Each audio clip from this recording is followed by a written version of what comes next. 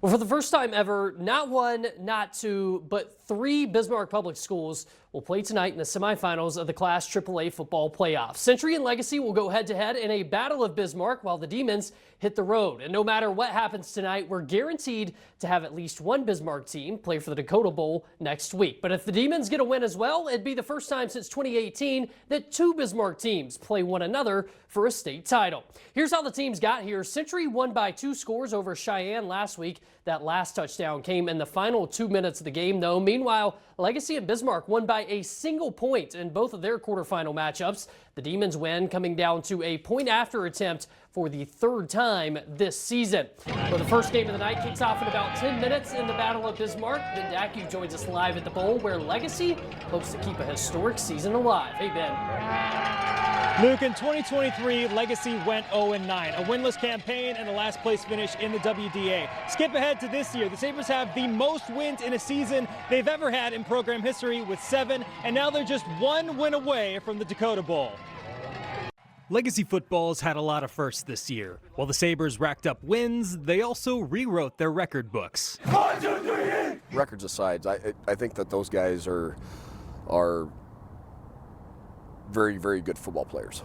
You know, records are meant to be broken. Senior running back Yusuf Jama has broken 3 school records this season. It's a blessing. I've been playing running back since sophomore year, and I've gotten reps since sophomore year, so that definitely helps. But just having the line and having the team behind my back and having the coaches being able to give me the ball and trust me with the ball just brings it a lot more.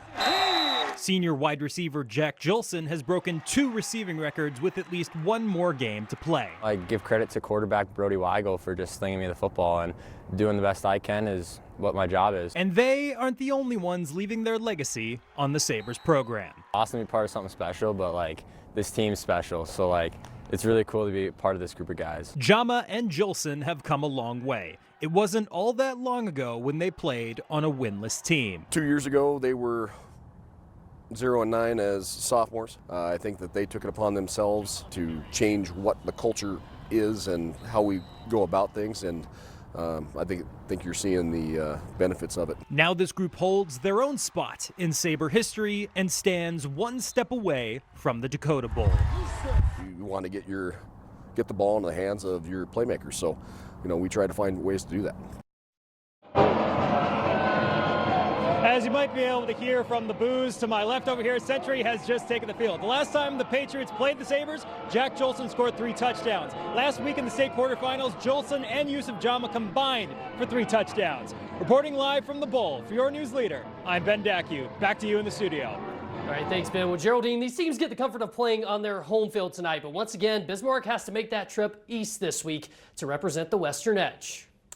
Yeah, well, it's been 5 years since 3 teams in the West have been in the semifinals, and one of those 3 teams is Bismarck High, the Demons. And after getting knocked out last year in the semifinals, head coach Mark Gibson is hoping to make it out of the round of 4 for the first time since 2018. They'll face the lone East team, Fargo Davies, a team that has made it tough for their opponents this year, leading by more than 10 points at the half in every single one of their games. Though for Bismarck High, they are no stranger to tight competitive games. The one nice thing for us is we've been in a lot of close games this year, and so when you're experienced and you're kind of seasoned that, you don't really panic when things are when you're down or if you're up by a score or whatever. And I think our kids handle it really well, and so we have to be very assignment sharp on defense. Yeah, we know it's going to be one in the trenches, so we got to be ready to stop the run for sure, but we also got to be ready to just play our game, not get too mixed up in their game, just play our own game. Now we know kind of what to expect, and it's going to be another battle, but I think we're ready for it this time. Now the Demons and the Eagles did meet in the regular season, but this will be the first time since 2023 they're meeting in the playoffs. And that regular season game, 42-13 for Davies. I'd expect it to be a lot closer tonight. And that's it for sports. We'll be right back.